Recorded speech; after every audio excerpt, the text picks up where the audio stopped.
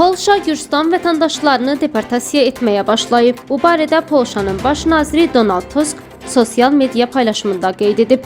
O, Polşa hökumətinin Gürcü bandalarını effektiv şəkildə aradan qaldırdığını qeyd edib. Polşa hökuməti həmin şəxsləri qanunları pozaraq Polşada yaşamağın yollarını tapmış cinayətkarlar olaraq xarakteriz edib.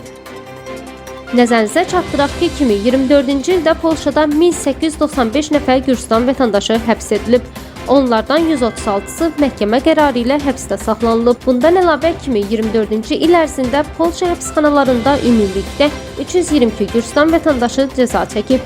Təkcə ötən il sərhədçilərin qərarı ilə 2589 nəfər Gürcüstan vətəndaşı Polşadan çıxarılıb.